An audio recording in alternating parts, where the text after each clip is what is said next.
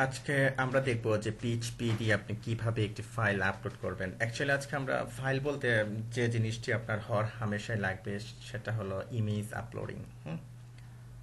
Actually আজকে আমরা image আপলোডিংটাই দেখব। তো ইমেজ অর্থাৎ কোনো ফাইল যখন আপনি আপলোড করবেন, আপলোড করতে চাবেন, তখন আপনাকে অবশ্যই কিছু জিনিস মেক শিওর হয়ে নিতে হবে। যেমন ধরুন আপনার আমরা আমাদের লোকাল সার্ভারে আমরা যেটা করব যে php.ini ফাইলটা অবশ্যই আপনার রিরাইট করতে হবে, অর্থাৎ এখানে আপনার ফাইল আপলোডসটা আপনাকে অন করে দিতে হবে। যদি অফ থাকে তো আমরা কি করব, যে পিএইচপি ক্লিক করে পিএইচপিতে যাব, পিএইচপিতে তারপর এখানে যে php.ini এই ফাইলটা ওপেন করব। তো ওপেন করার পর এখানে আমি কন্ট্রোল এফ চাপবো, এফ চাপে আমরা লিখবো যে ফাইল আন্ডারস্কোর আপলোডস, ওকে, লিখে আমরা ফাইন নেক্সট দিলাম। তো এখানে চলে আসছে। তো এখানে অন করা আছে, যদি অফ করা থাকে আপনি অন লিখে দিবেন, অন লিখে দিয়ে আপনি কি করবেন, এখানে সেভ দিয়ে দিবেন। ওকে, ফাইন। তো যেহেতু আমরা ফাইল আপলোডের কাজটা করব, তো আমরা প্রথমে যে কাজটি করব, আমরা একটা ফর্ম তৈরি করে নেব। হ্যাঁ, যেমন ধরুন আমরা একটা ফর্ম তৈরি করে নেব। এই যে এখানে HTML এর মধ্যে আমরা একটা ফর্ম তৈরি করে নেব, ফর্ম, তারপরে ফর্ম। তো ফর্মের মধ্যে কি দেব আমরা, এখানে আমরা প্রথম আমরা দেব ইম্পোর্ট ফিল্ড দিতে হবে আমাদের, তাই না? আমরা লিখব যে ইম্পোর্ট টাইপ। তো টাইপ কি হবে, অবশ্যই অবশ্যই ফাইল হবে। এই জিনিসটা মনে রাখবেন, ইম্পোর্ট টাইপ ফাইল। তারপরে এটার একটা নেম দিয়ে দিই আমরা, অর্থাৎ এটার নেম কি হবে, সাপোজ আমরা দিয়ে দিই ইমেজ, যেহেতু আমরা ইমেজ নিয়ে কাজ করব। ওকে, এটা একটা দিলাম। তারপর আবার একটা ইম্পোর্ট টাইপ হবে, সেটা হলো আপনারা জানেন অলরেডি, সাবমিট, তাই না? ইম্পোর্ট টাইপ আমরা লিখবো যে সাবমিট। তো এর একটা ভ্যালু দিয়ে দিই, ভ্যালু না দিলেও চলতো, তারপরে আমরা দিয়ে দিই ভ্যালু। ভ্যালু না দিলে যে টাইপটাই পাবে সে, হ্যাঁ, অর্থাৎ ভ্যালু যদি না দেন আপনার টাইপটা সে শো করবে। ওকে, সেভ দিলাম। তো এখন এটার অ্যাকশন কি হবে এগুলো আপনাকে দিতে হবে, মেথড কি হবে এগুলো আপনাকে দিতে হবে। হ্যাঁ, যেমন মেথড লিখি আমরা, মেথড আমরা কি লিখবো, মেথড লিখবো পোস্ট। হ্যাঁ, আমরা পোস্ট লিখলাম, মেথড পোস্ট। তারপরে আমরা অ্যাকশন দেবো, হ্যাঁ, অ্যাকশন। তো যেহেতু এই ফাইলটার মধ্যে অ্যাকশন হবে, আমাদের এখানে কিছু না দিলেও চলবে, অথবা আপনি দিয়ে নিতে পারেন। আপনার অলরেডি আমি শিখিয়েছি যে সার্ভার পিএইচপি সেলফ, যেমন এখানে আপনাকে অবশ্যই পিএইচপি ব্লকের মধ্যে আপনাকে ইকো করতে হবে। কি ইকো করবেন, সার্ভার। তো সার্ভারের মধ্যে থার্ড ব্র্যাকেট হবে বীজগণিতের। তো তারপর এখানে লিখবেন যে পিএইচপি আন্ডারস্কোর সেলফ। ওকে, পিএইচপি আন্ডারস্কোর সেলফ আমরা লিখে দিলাম, অথবা আপনি কি করবেন, এটাকে পুরো খালি রাখবেন। আচ্ছা, আমি আজকে খালি রেখে আপনাদেরকে দেখাই, এর আগে যেহেতু এটা দেখিয়েছে। হ্যাঁ, তো খালি রাখবেন, একেবারে খালি আমরা রাখলাম, সমস্যা নেই। তারপরে যেহেতু ফাইল নিয়ে কাজ করবেন, যখন ফাইল নিয়ে কাজ করবেন তখন অবশ্যই এখানে এটি দিয়ে নেবেন। হ্যাঁ, অ্যাংটাবি এনসিটি ওয়াইপি কি হবে, মাল্টিপার্ট ফর্ম ডাটা, মাল্টিপার্ট, তারপর আপনি স্লেশ দিবেন, তারপর লিখবেন ফর্ম, তারপরে একটা হাইপেন দিয়ে লিখবেন ডাটা। ওকে, ভুল যাতে না হয়। ওকে, ফাইন, সেভ করলাম। তো এখন যদি আমরা এখানে রিলোড দিই, রিলোড দেওয়ার পর আমরা দেখব যে আমাদের কি যে ফাইল অপশনটি চলে আসছে, অর্থাৎ এখানে ক্লিক করলে কি ফাইল আপলোড অপশন কি চলে আসবে। হ্যাঁ, অর্থাৎ এই যে এখানে ক্লিক করলে আমাদেরকে চাবে যে ফাইল আপলোড অপশন চাবে। হ্যাঁ, ফাইল আপলোড অপশন এখানে চলে আসছে। তো এখন এটাকে আমাদেরকে ডাইনামিক করতে হবে। তো ডাইনামিক করার জন্য আমরা যে কাজটি করব, যেমন ধরুন এখানে আমরা পিএইচপি কোড লিখব। তো পিএইচপি কোড আমরা কি লিখব, আমরা এখানে কি দিয়েছি, এখানে আমরা তার একটা নেম দিয়ে দিয়েছি, তাই না? তো আমরা এটা একটা ভ্যালিডেশন দেব, সাপোজ আমরা দিলাম ইফ। হ্যাঁ, যদি এটা পায়, অর্থাৎ নেমটা পায়, আমরা দেবো যে ইজ সেট, একটা ফাংশন আছে। হ্যাঁ, ইজ সেট এর ব্যবহারটা আপনারা জেনে নিন। ইফ ইজ সেট, তো আমরা কি ধরছি, ফাইল ধরছি, তাই না? তো আমরা আমরা যেটা লিখবো যে ডলার আন্ডারস্কোর ফাইল। ওকে, ডলার আন্ডারস্কোর ফাইল দিলাম। তো ফাইল দেওয়ার পর এর মধ্যে আমরা দিয়ে দেবো এই যে এটা ইপিসেট, আমরা যে নামটা দিয়েছিলাম নেম ইপিসেট ফাইল ইমেজ।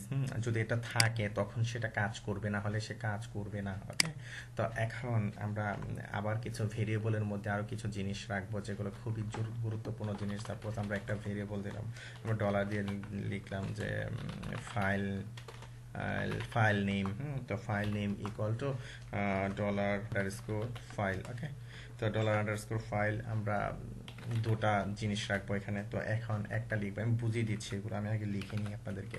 একটাতে থাকবে কি ইমেজ, ইমেজ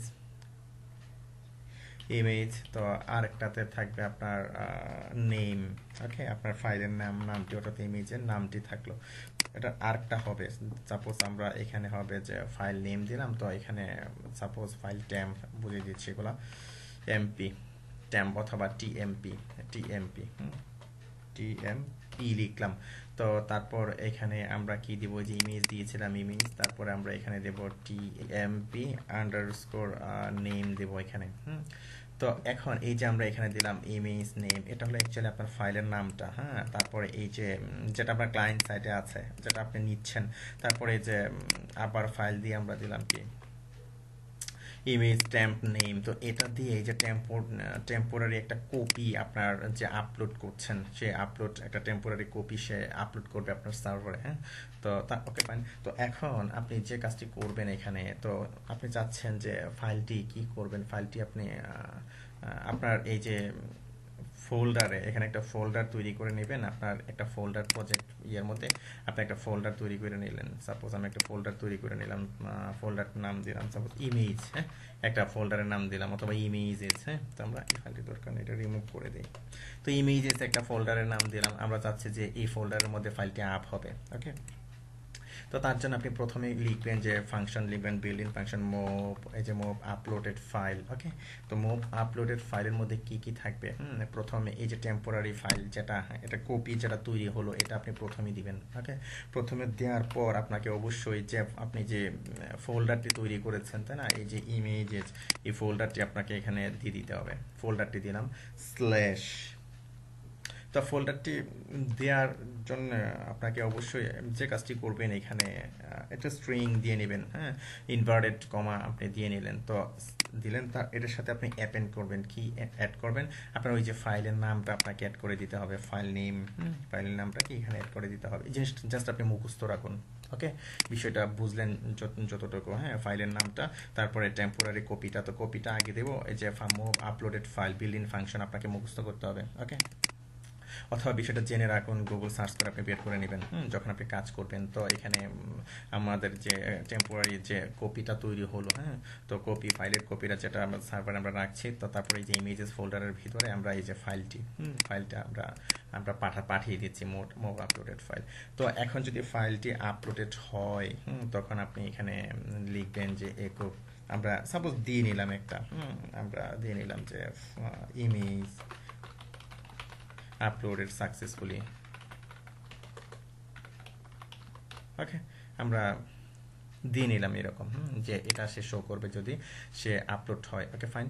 তো আমাদের এখানে যদি আমরা দেখি, এখানে কি আমাদের ইমেজ ফোল্ডারটা খালি আছে। ওকে, তো আমি এখন রিফ্রেশ দিলাম।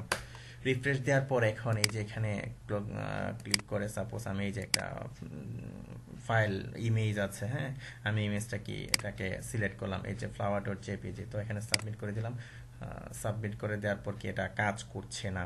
ওকে, তো আমরা আমাদের যে ফোল্ডার ছিল এখানে দেখি না, কাজ করছে না, আমরা ভুল করেছি। তো কি ভুলটা করেছি, অ্যাকচুয়ালি আমরা যে ভুলটা করেছি সেটা হলো, এটা অ্যাকচুয়ালি ফাইল হবে না, ফাইলস হবে। হ্যাঁ, ফাইলস হবে। আমরা যদি এখন রিলোড দেই, রিলোড দেওয়ার পর আমরা আবার কি করলাম, আমরা আমাদের যে একটা ইমেজ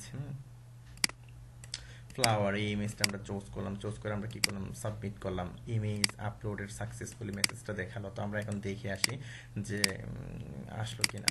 এই যে ইমেজটা কি চলে আসলো। তো আশা করি বুঝতে পেরেছেন যে কিভাবে আমরা কাজ করেছি। প্রথমে আমি একটা ভ্যালিডেশন করে নিলাম, এই যে ইমেজ নামটা, অর্থাৎ এই যে যদি থাকে এই নামটা, তো যদি থাকে তখন সে নেক্সট সে অপারেশনে যাবে, নেক্সট প্রসিডিউর সে চালাবে। যেমন এখানে ইমেজের নামটা আমরা কি দিলাম, এখানে রাখলাম।